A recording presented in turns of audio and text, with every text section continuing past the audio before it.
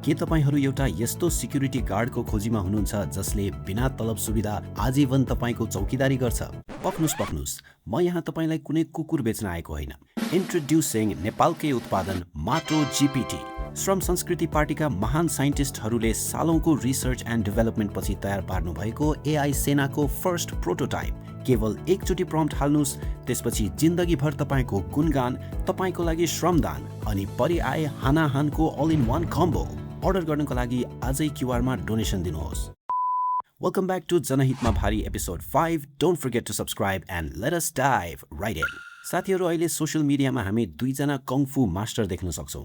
एउटा चाहिँ आदरणीय बोकेदाई अनि अर्को चाहिँ यो अद्भुत प्राणी। डर लाग्यो माय लर्ड प्रभु। होइन, मैले यो अनुहार पहिला कहाँ देखेको? अरे यो चाहिँ के क्युट पल्टिन खोजेको हो? यदि यसलाई क्युट भनिन्छ भने आजदेखि राजपाल यादवलाई टम क्रुज भन्नुपर्छ साथी हो। यस्तो एक्सप्रेसन चाहिँ पढ्ने लेख्ने उमेरमा हेन्ता हेरेर बस्नेले मात्रै दिन्छ। बहिनी, तिम्रो नाम चाहिँ पिन्सा राई, मान्छे चाहिँ प्वाल परेको कराई जस्तो। अब 12 महिना 12 काल कराई गर्नेलाई अरू के भन्ने त? स्टिल एउटा प्वाल परेको कराईमा पनि तिम्रो दिमागमा भन्दा चाहिँ केही सेकेन्ड बढी नै टिक्छ कुराहरू। यो नानीलाई नेपाली भाषा पनि राम्ररी बोल्न आउँदैन। जातीय द्वन्द र धार्मिक द्वन्द गराउन हामी द्वन्द गर्दैन, हामी द्वन्द गर्छौं त। द्वन्द गरौँ, आऊ द्वन्द गरौँ। धार्मिक द्वन्दको बारेमा यो धार्मिक द्वन्द गराउनेहरू यो द्वन्द यत्रो द्वन्द नानी द्वन्द होइन, मुख बन्द चाहिँ गर। ए बहिनी, भाँडा राम्ररी मस्काउन छोडेर क्यामेरातिर ध्यान चाहिँ किन? भाँडामा भन्दा धेरै मैलो आफैमा देख्यौ कि क्या हो? गर्नु त गरे, हर्क साम्पाङले मात्रै गरे। जेन्जीको लागि, शहीदको लागि तक्लु बनाए कपाल। यिनको लजिक हेरौँ न। हर्केले शहीदको लागि तक्लु बन्नु भनेको देशभक्ति हो रे। त्यसो भए तिम्रो त्यो त्रिभुवन विमानस्थल जस्तो आदि तक्लु परेको निधारको पनि देशभक्तिमा केही कन्ट्रिब्युसन छ कि? अनलाइनमा तालु फुट्ने गरी कराउँदा यो नानीको पनि कपाल यसरी खुइलिन थालिसक्यो कि यिनको हेयरलाइन खोज्नलाई पनि धरान धनकोटा बोर्डर कटेर टिस्टा नदी आइपुगेपछि बल्ल भेटिन्छ।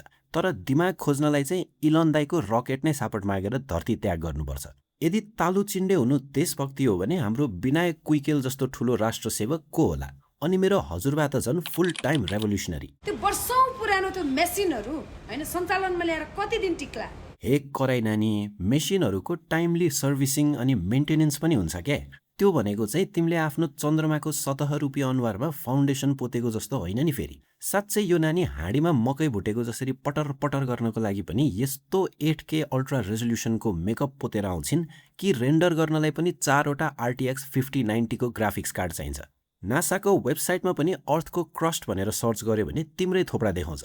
तिम्रो मेकअप देखेर तिम्रो फोनको फिल्टरले पनि बेरोजगारी भत्ताको माग गर्न थालिसक्यो। सिरियसली, घरमा बसेर रिल्स बनाउँदाको कम्प्लेक्सन जो बाइडन अनि सडकमा कसैले अन्तर्वार्ता लिने बेला ओबामा। होइन, ओबामा भनेको। हेर न नेपाल आमा। व्हाट द यो हे नेपाल आमा भन्दै सस्तो एक्टिङबाट एटेन्सन सिक गर्नु चाहिँ 90s को कुन चाहिँ बी ग्रेड फिल्मको स्क्रिप्ट हो? म हुँ मुस्लिम, नेपालकी छोरी। म हुँ हिन्दू, नेपालकी छोरी। म हुँ क्रिस्चियन, नेपालकी छोरी। चुप्लाक तोरी। सिरुपाते खुकुरीमा लाहा छ कि छैन? तिम्रो कपाल खुइलिसक्यो, थाहा छ कि छैन? खासमा यो बहिनीको थोपडा चाहिँ माया धराने साबुनको विज्ञापनमा बिफोर एन्ड आफ्टर गरेर राख्न एकदम सुहाउँछ। केवल 1 थुलाइमा 4 इन्च बाक्लो मेकअप पनि चैट। मैले गफ हानेको होइन, मेकअप बिना यो बहिनीलाई दुरुस्तै मेरो स्कुलको म्याथ पढाउने सर जस्तै देखिन्छ। र त्यसको पनि बानी बेहोरा चाहिँ हरियो बाँसमा पारेर लैजानु पर्ने खालको थियो। नानी, तिमी श्रम संस्कृति पार्टीको थोत्रो टेप रेकर्डर जस्तै हो। कसैले पज या त स्टप बटन नथिचेसम्म एकहोरो भुतभुताइरहने। तिम्रो भिडियोज हेर्दाखेरि तालुमा 2-3वटा टुसा पलाएको एउटा प्याजको डल्लो कराएको जस्तै देखिन्छ। साथीहरू, देशलाई माया गर्न तक्लु बन्नुपर्छ कि पर्दैन चाहिँ थाहा छैन, तर हामीलाई माया गर्न केवल सब्सक्राइब बटन थिचे पुग्छ। यति भन्दै आजको जनहितको भार यहीँ बिसाउन चाहन्छु।